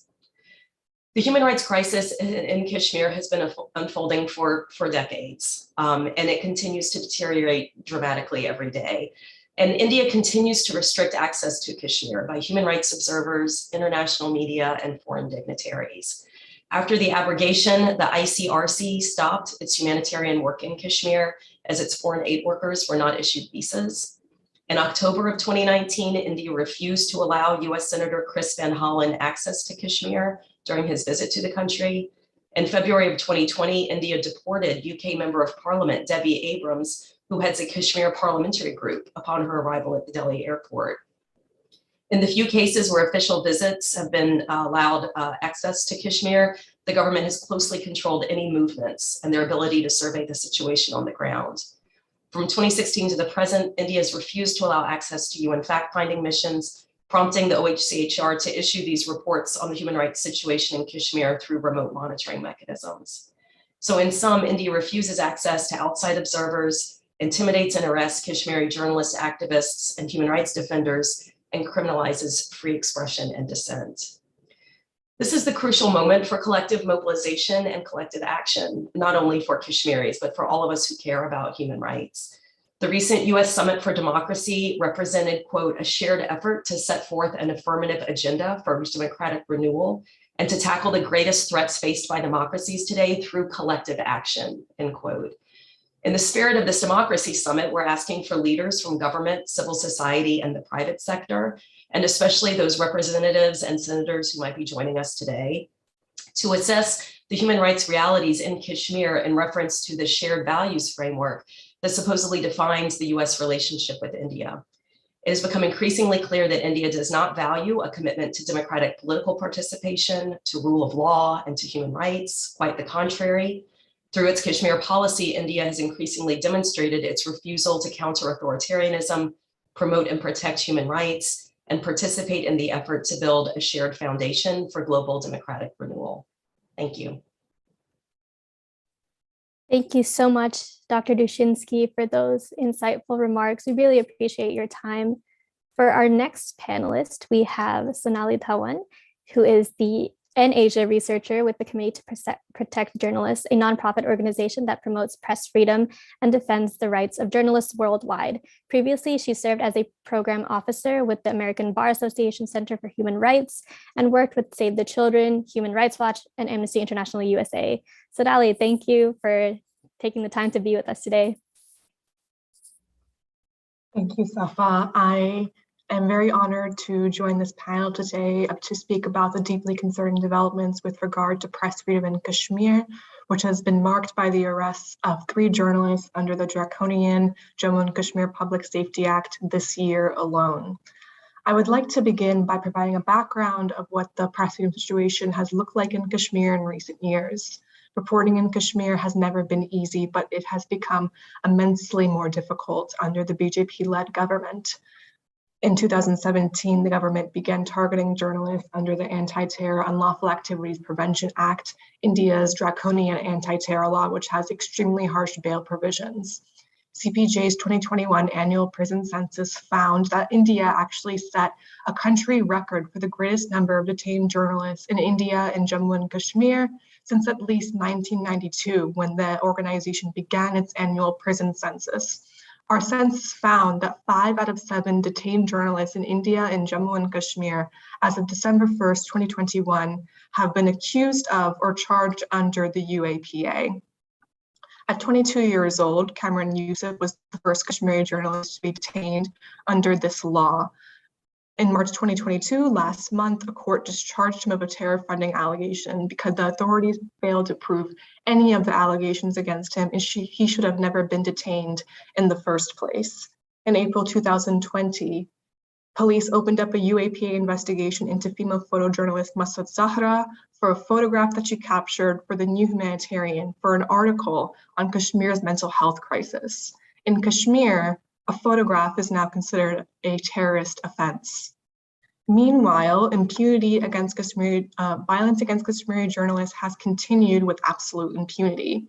In June 2018, Sujat Bukhari, the prominent founder and editor of the English newspaper Rising Kashmir, was shot dead in Srinagar. This killing remains unsolved as of today. The BJP-led government's unilateral revocation of Jammu and Kashmir's special autonomy status in August 2019 presented a number of new challenges to Kashmiri journalists who battled a communications blackout when authorities shut down the internet. 4G access was not fully restored until February 2021. At the time, this was the longest internet shutdown in world history, only to be surpassed by Myanmar. This year alone, authorities have shut down the internet in Kashmir at least 22 times, according to the digital blackout monitoring site internetshutdown.in. Since August 2019, legal harassment, physical attacks, threats, raids on journalists' homes, and even those of their family members have become the new norm. Local media has come under immense pressure due to a stringent media policy that essentially empowers authorities to accredit news outlets and journalists and to determine what constitutes fake news. Authorities have also put the local media under immense pressure by suspending government-funded advertising to local newspapers, a major source of their revenue.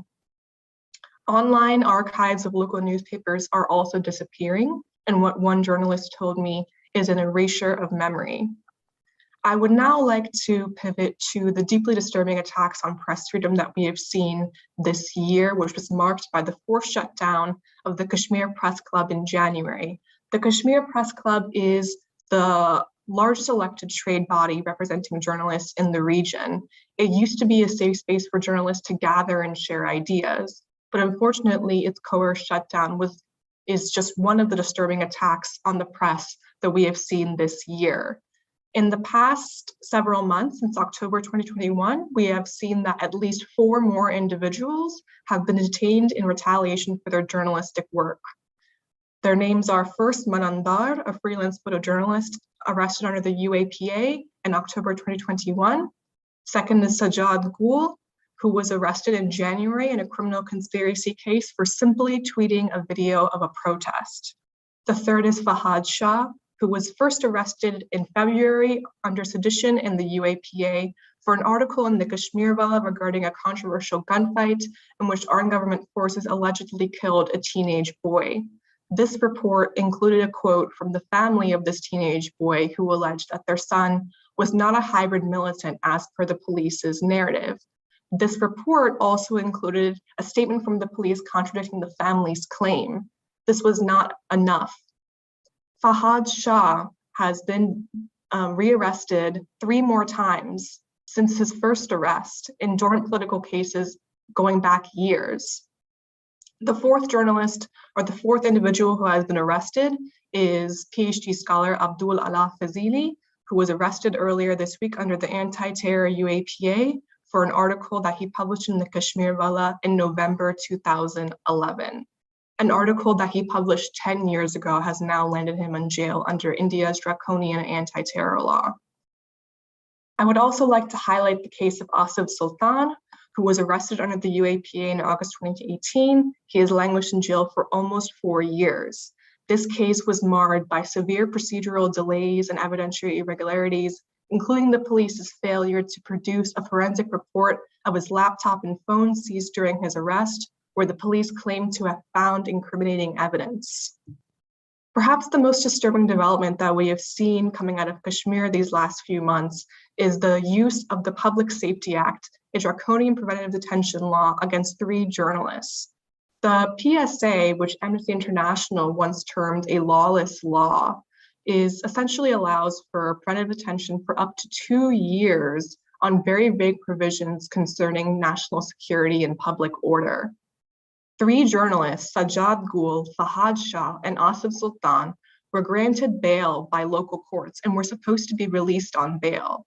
Instead, authorities deployed the use of the Public Safety Act against these journalists and rearrested them, and they were never reunited with their families and released. This is clear abuse of the legal process and a diversion of what the courts have ruled. The arguments presented in the government's dossiers are particularly disturbing in these 3 cases. Authorities argued that extending Gul's detention was necessary because he would otherwise be released on court-ordered bail. If you were to look at the orders deployed against Shah and Sultan, they are nearly identical. They both accused the journalists of holding a radical ideology since childhood, circulating fake news, and working against the ethics of journalism.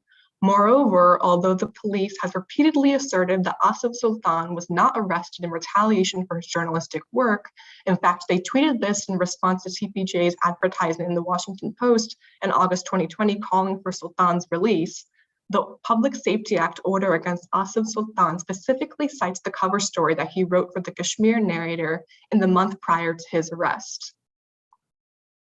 The recent spike of arrests have left Kashmir's media at a breaking point. Dozens of journalists have fled the valley. Many are self-censoring and writing without bylines. Many are looking to travel abroad where they hope that they can freely continue their work or their studies. For many of these journalists, traveling abroad is not even an option.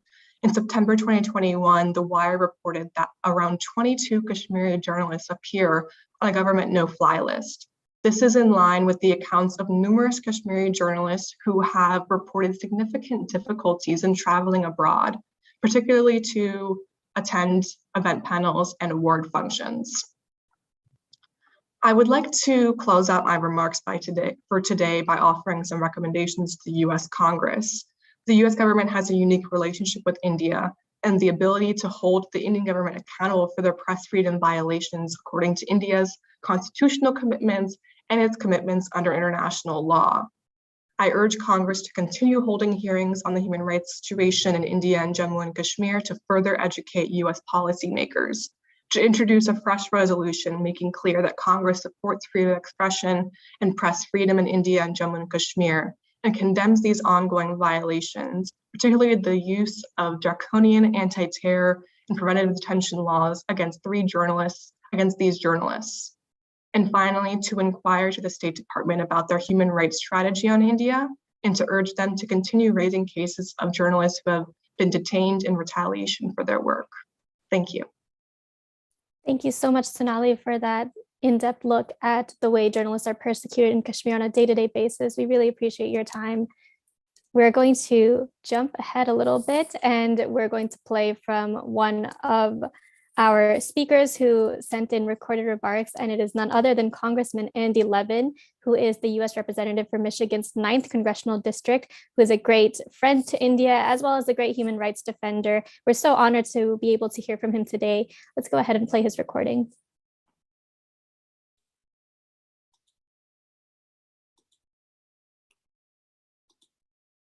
Greetings, everyone. I'm so grateful to the Indian American Muslim Council for bringing us together today for a congressional briefing on Kashmir. Greetings, everyone. I'm so grateful to the Indian American Muslim Council for bringing us together today for a congressional briefing on Kashmir. India is near and dear to my heart, and I'm always thankful for the opportunity to discuss how Congress can support human rights and democracy there. My first visit to India was way back in 1978 when I was a teenager. Yet I had the amazing opportunity to travel to Asia with my dad for his work as the assistant administrator of the US Agency for International Development. In India, we visited Delhi, Agra, Hyderabad, and Calcutta. And I also got to go to Nepal, Bangladesh, Thailand, and in Indonesia as well. As many of you may know, that trip literally changed my life. I fell head over heels in love with India and with its religious philosophies in particular. But everything, food, art, languages, the whole thing. When I went to college, I became a religion major with a focus on the Buddhist philosophies of India and Tibet. I went back again and again, spending a year in Uttar Pradesh during college and a summer in Karnataka, and traveling around, including Kashmir and Ladakh during graduate school. What struck me most during my trips was the religious pluralism and democratic culture I experienced. I truly felt that I was witnessing a remarkable example of peaceful coexistence in the world's largest democracy. It's still amazing to me the way India conducts elections in such a huge and poor country. After all, I was studying Tibetan and Buddhism, learning enough Hindi to get by, living mostly amongst Hindus, and making friends with Muslims as well. Sadly, I fear that many years later, India's current leadership is backtracking on this legacy. Instead of expanding India's historically robust democracy, its pluralism, its famous tolerance, Prime Minister Modi's legacy seems to be to undo or diminish this proud tradition. What's happening in Kashmir is emblematic of these concerns. In 2019, Prime Minister Modi stripped the region of the privileged status it had held under India's constitution for 70 years. At the time, I condemned this move for trampling democratic norms and fundamental human rights. And I was deeply concerned that it would heighten tensions between India and Pakistan, two nuclear-armed neighbors. 2 years on, my fears have not been allayed substantially. While Kashmir may not be in the nightly news, what's happening there deserves the world's attention. And it's still a prime example of how Prime Minister Modi is taking India in the wrong direction in terms of human rights and democracy. Human rights groups have documented how the Indian government has intensified its crackdown in Kashmir after revoking the territory's special autonomous status in 2019. The State Department's annual country reports on human rights practices, which were just released for this year, listed numerous abuses in Kashmir, including killings by government and non-governmental forces, arbitrary arrest and detention of local politicians and human rights defenders, and harassment and intimidation of journalists in the region. Human Rights Watch has documented at least 35 journalists in Kashmir who faced police interrogation, raids, threats, physical assault, or fabricated criminal cases just for trying to do their job reporting the news. These abuses in Kashmir matter because they're not happening in a vacuum. What happens in Kashmir and in India more generally should matter to all of us. The UN Special Rapporteur on Freedom of Expression and the UN Working Group on Arbitrary Detention both expressed concerns about these attacks on journalists and noted that they seem to be part of a broader pattern that, and I'm quoting, may ultimately deter other journalists and civil society more broadly from reporting on issues of public interest and human rights in the region, end quote. In other words, the impact is felt not just by journalists themselves in Kashmir, but by everyone in the region.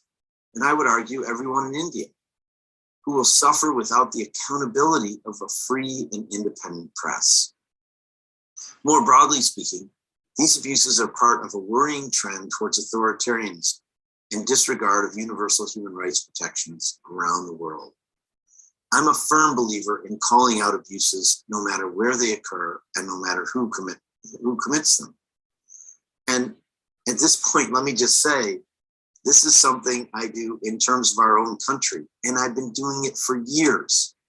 So almost 20 years ago, I led an effort at the AFL-CIO, our national umbrella group of unions in the United States, to point out that the United States is not in compliance with fundamental human rights norms, the norms of the International Labor Organization, when it comes to freedom of association at work, the freedom of Americans to form unions and bargain collectively. And friends, we're still not in compliance. And look at the attacks on LGBTQ plus people, on trans kids in particular, going on in our country right now. So we've got to be honest about the rights of everyone, everywhere. That's why we must insist on shining a spotlight on abuses in Kashmir. And I'm grateful to the Indian American Muslim Council that you're doing this event today, that you're giving members of Congress the opportunity to speak out against these human rights violations, and for all of your work.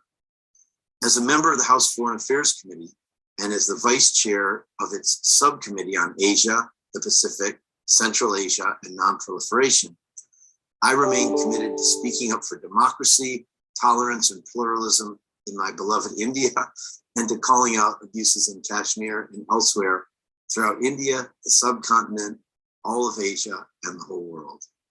The State Department's human rights reports, which I cited earlier, must also play a role. In every meeting with Indian counterparts, US officials can use this report to raise human rights concerns and make clear that the United States cares about what happens in Kashmir and that we expect better of democracies like India, which is a shining light for the whole world.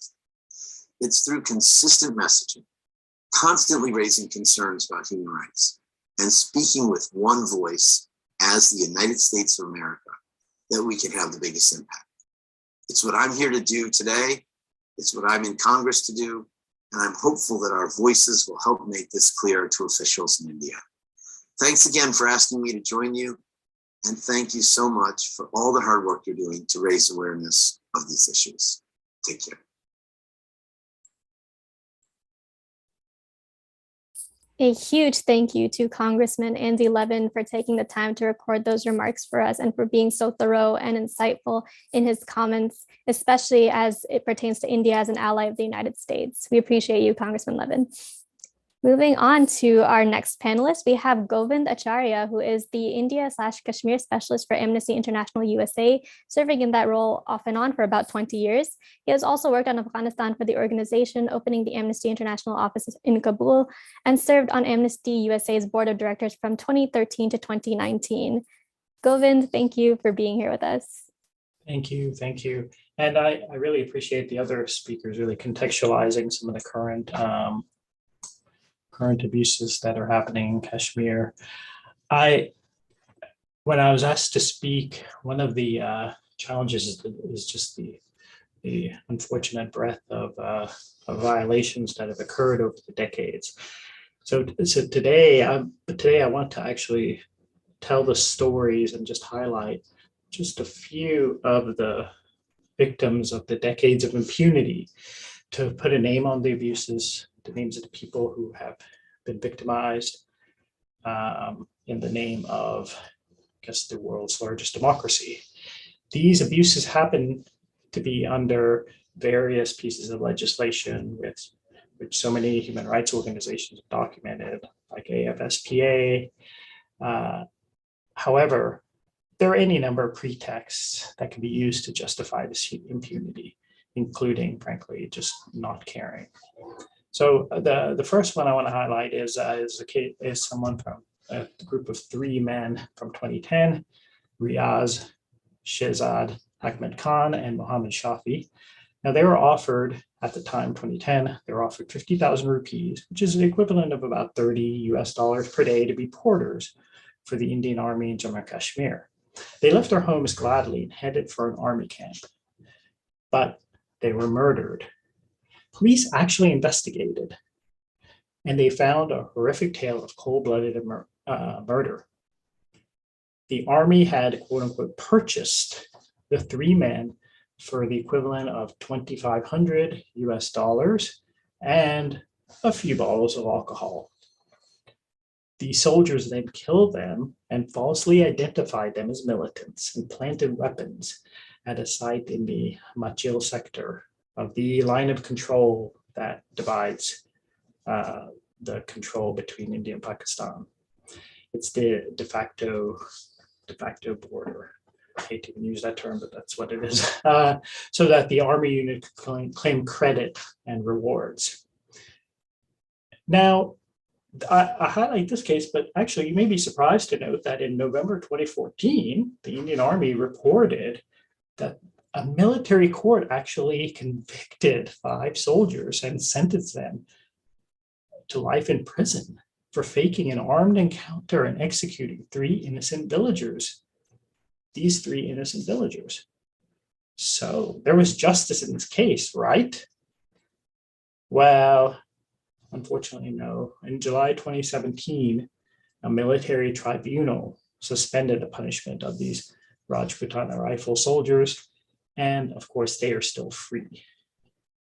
So even that one case, and I'm just highlighting that one case where they actually almost had this justice, it was overturned. Now, there are cases like those of Riaz, Shehzad Ahmed Khan, and Mohammed Shafi who did seem to at least have gotten that murder conviction, right? But thousands of other families will seemingly never see justice for the loss of their loved ones in human rights abuses, and we just simply cannot forget them. Another example is, it was widely publicized, is this what's known, I guess is a very euphemistic term known as encounter killings. So 5 men from Pathrabal who were identified by the police and army as the militants responsible for the massacre, the horrific massacre of 36 Sikhs in Chhattisgarh in Kashmir way back in 2000. These 5 men were then killed in that supposed armed encounter.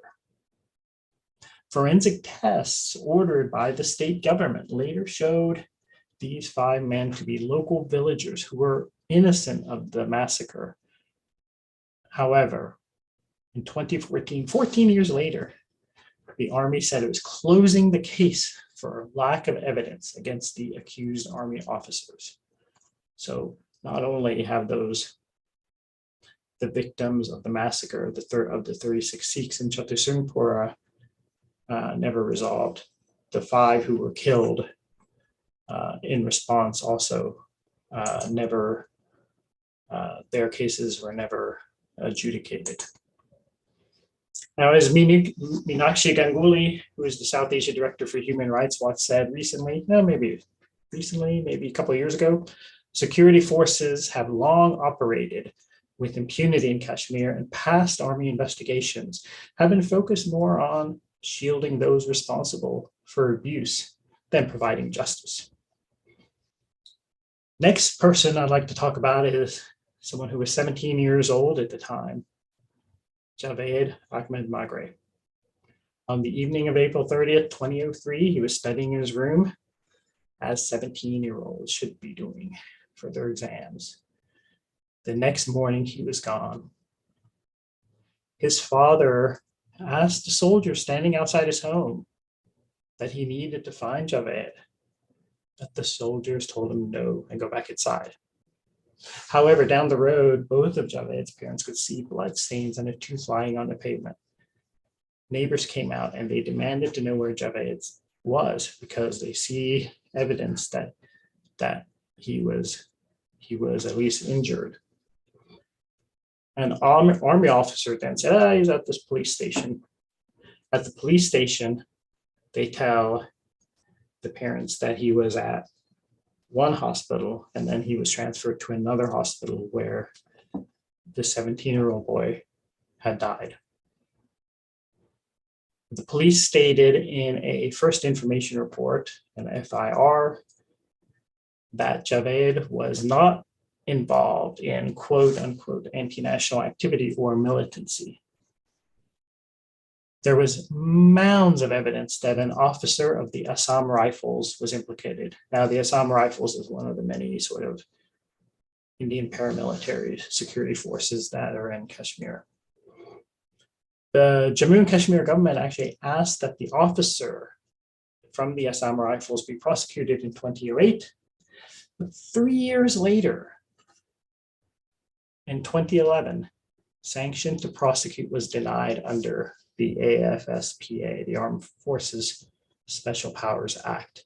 The sanction to prosecute was denied. And to add to the absolute despair, Javed's family were never officially informed of this decision to give it immunity or, frankly, impunity for the murder. Now, I'd like to talk about one final person. And the thing is that I could talk about thousands of people, but of course there's time constraints, but I just wanted to highlight these 3 as examples. Final person I'd like to talk about is about Mazhar Ahmad Mir. He was subjected to an enforced disappearance in 2003 and believed to have been extrajudicially executed. The police actually, in 2003, filed murder charges of kidnapping, evidence tampering, and other charges against a captain in the 23rd Rashtriya Rifles, which is yet another type of security, another paramilitary security force operating, as well as 2 local informers. Following an investigation into the disappearance of Mazhar Ahmad Mir. And of course, the Indian government denied sanction in the case, but it took them 6 years to do so. In 2009, they justified their decision on the grounds that, quote, the allegation was motivated by vested interests to malign the image of security forces. And so the cases of this impunity, what happens is that we have a circumstance where there's just, to use the term basically a fire hose of violations, and these other cases get forgotten, except by those families, the families and friends and other loved ones who have to deal with the aftermath without any sense of justice. Now in 2015, we did a report in Amnesty International we documented a widespread view that those responsible for human rights violations will never be brought to justice, as I've been saying. And I can't really disagree. As the brother of Mazhar Ahmad Mir stated, quote, and he said it so well, "The whole system is corrupt. We're fighting for the guilty to be put behind bars, but it is impossible. The main aim is that the guilty should be punished so that no one else has to suffer for this." And so we just cannot forget the victims of these human rights violations of the past, because it really impacts what's happening now, where Indian authorities have repeatedly denied justice on a wide variety of grounds. And we also can never forget the families and friends who will never see their loved ones. And we must demand accountability and justice for those perpetrating these abuses.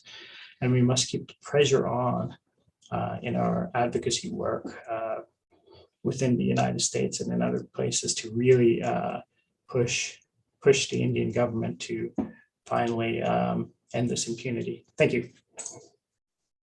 Thank you so much, Govind, for shedding light into the human stories behind the Kashmiri people suffering. I think it's so easy for us to often get caught up in the statistics. So hearing the real stories and the names and the dates and the injustice from a human perspective is very, very helpful. Thank you so much.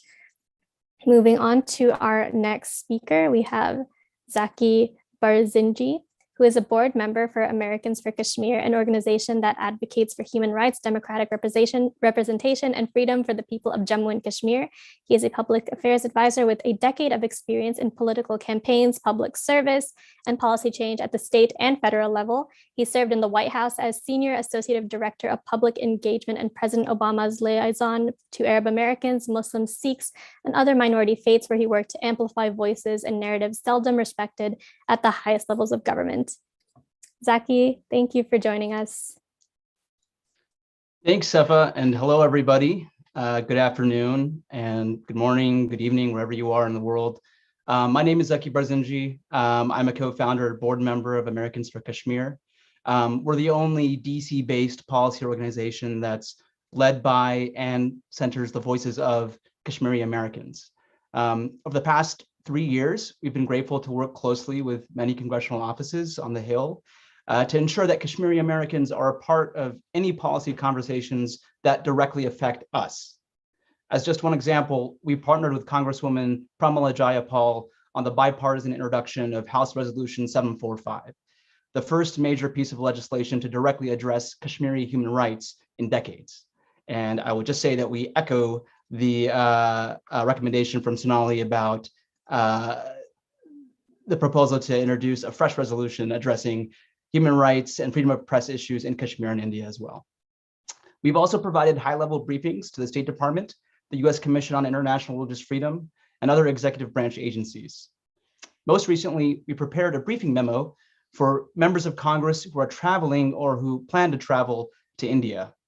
For the staffers on the call, if any of you are still here, I know that this might include many of your own bosses who are planning to travel to India soon. So please feel free to reach out for more information. Of course, one of the reasons we're seeing such a renewed interest in congressional trips to India is because the events over the past few weeks in Ukraine have underscored the need for the United States to firm up its relationships with democratic allies so that we can together confront the rising authoritarianism of countries like Russia, China, and others. As Kashmiri Americans, we understand and we appreciate that urgency.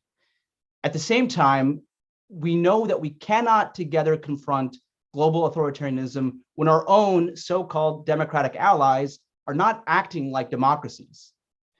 You've heard from a number of my fellow Kashmiris and other experts on this call just how dire the situation is for Kashmiris on the ground when it comes to the decimation of their basic human rights and democratic freedoms. You've heard about skyrocketing Hindu nationalist violence against Kashmiris and a variety of other minority populations across India. Given those realities, we call on congressional offices to stand up and directly hold the Indian government accountable for its actions.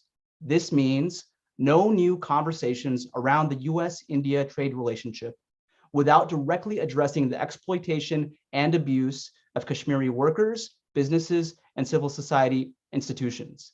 It also means no conversations around additional US security assistance to India without directly confronting the Indian government's campaign to continuously jail journalists and human rights defenders under supposed national security policies like the Public Safety Act and the Unlawful Activities Prevention Act, which Amnesty has declared being out of line with international human rights law.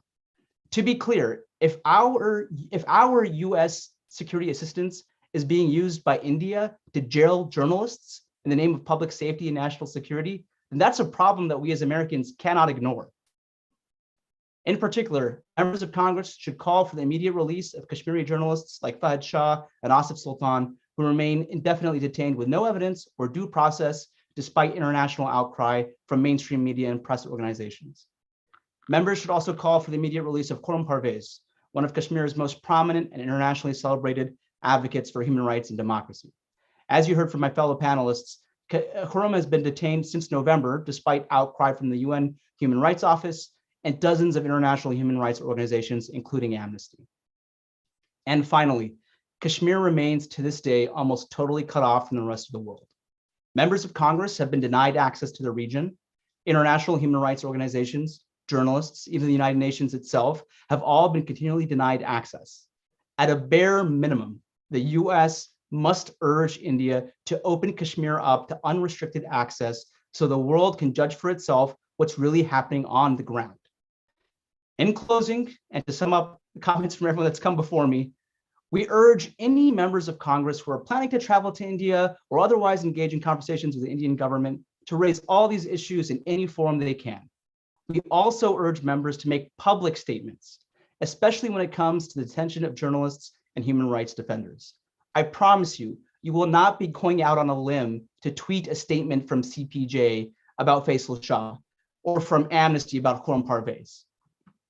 But your voice as members in particular has immense weight. We are at a turning point for the future of democracy, right here at home and across the globe. As America seeks to reestablish its role as a world beacon of freedom and democracy, we must hold all fellow democracies to the same higher standard we are trying to hold ourselves. And when it comes to the Indian government and its treatment of Kashmiris and minority populations across the region, there is much life-saving work still left to be done. We at Americans for Kashmir are happy to partner with congressional offices to strive for that higher standard together. Thank you. Thank you so much, Zaki, for those powerful demands from Congress and from our representatives. Really appreciate you taking the time to lay those all out for us. And we have our next panelist, who is going to be sharing a recorded message with us.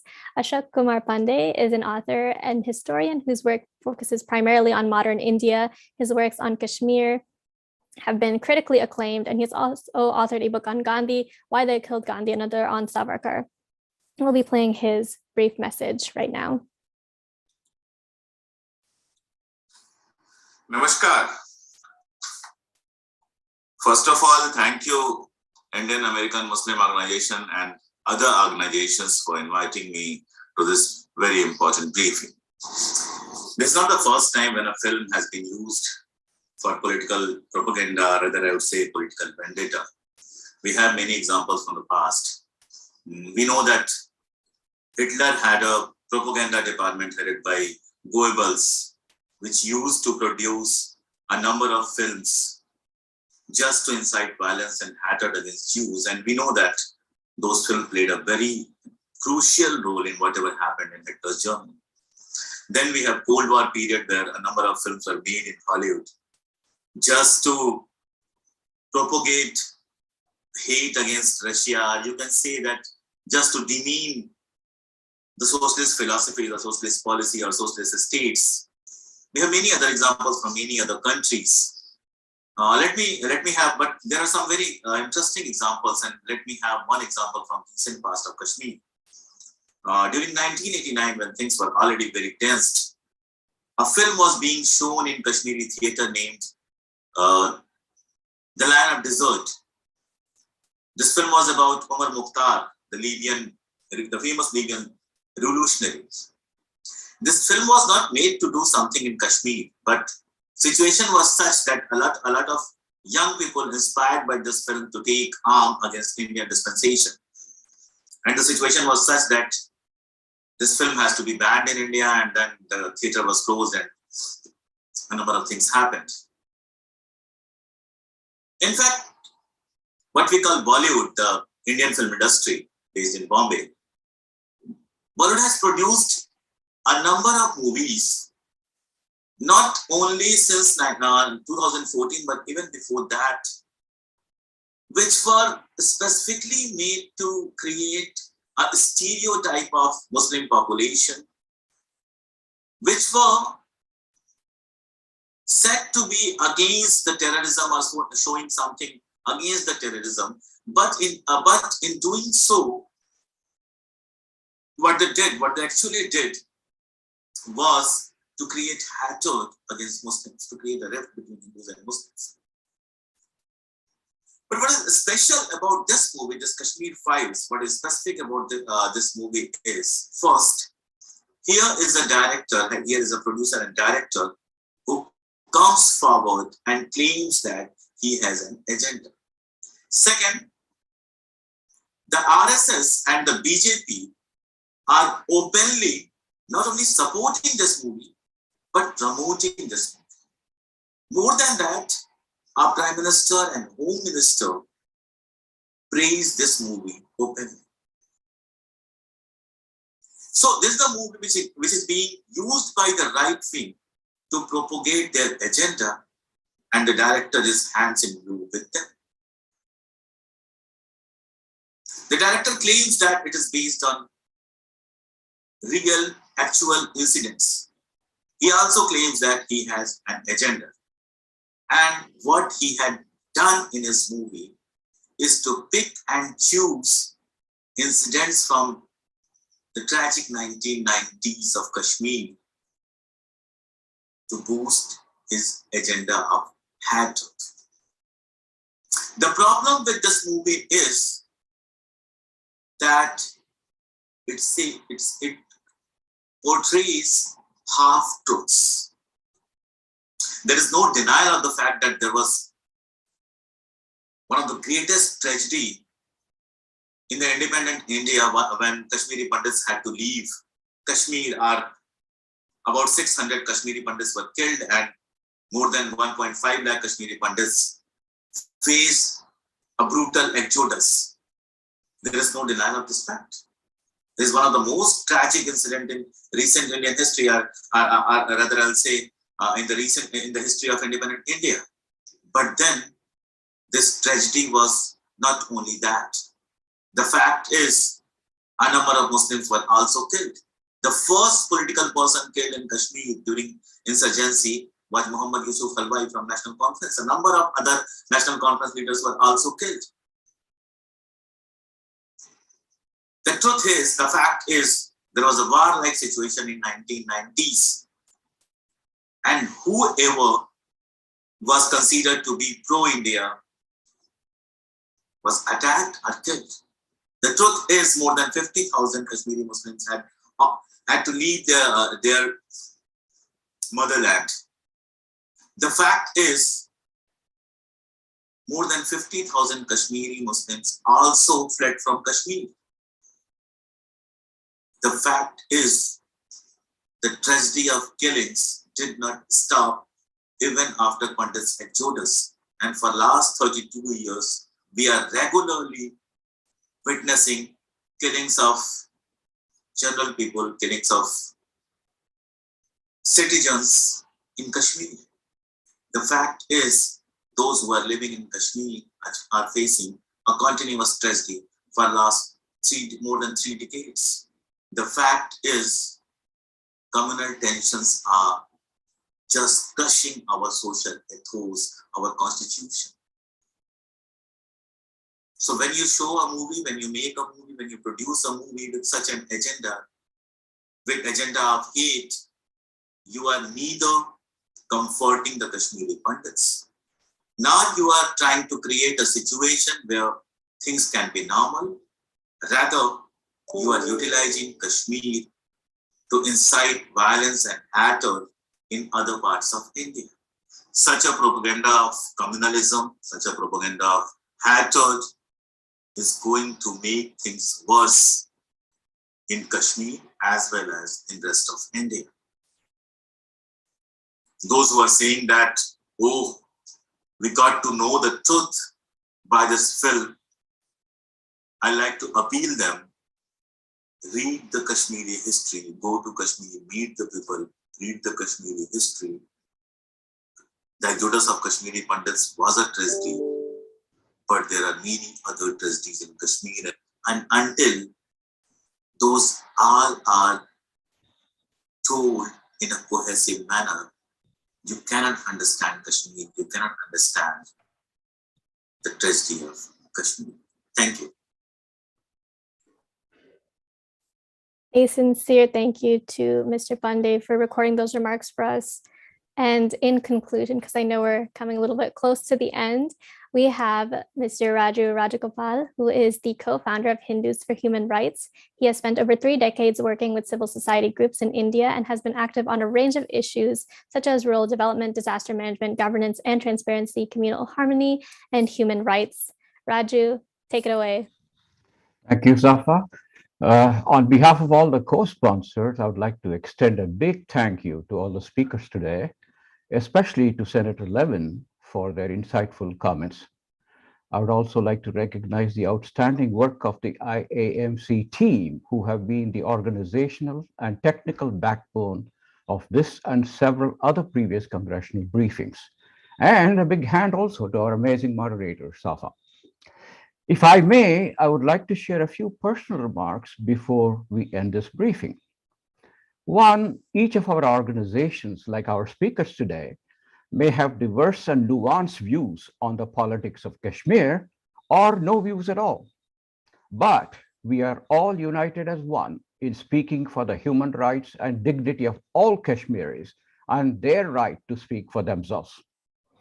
Second, standing up for the rights of the majority Muslim community does not mean that we do not recognize and empathize with the Kashmiri Pandit or the Sikh community. Those who accuse us of being anti-India or anti-Hindu only show their ignorance of our universal outlook on human and civil rights. We must recognize that protecting the rights of any one community must not require erasing the rights of another community. Human rights is not a zero-sum game. People elsewhere in India must not assume that the draconian tactics being used in Kashmir will be limited to Kashmir alone. It's entirely possible and even probable that some of those same inhuman tactics, prolonged collective punishment, communication shutdowns, arbitrary arrests, could be increasingly deployed elsewhere in India to shut down dissent of all kinds. In my view, when the history of the rise and fall of Hindutva ideology is written someday, I hope, experts will agree that the decline started when an authoritarian, totalitarian government chose to fight its own people and to destroy its own constitution that had served the country well for over 70 years.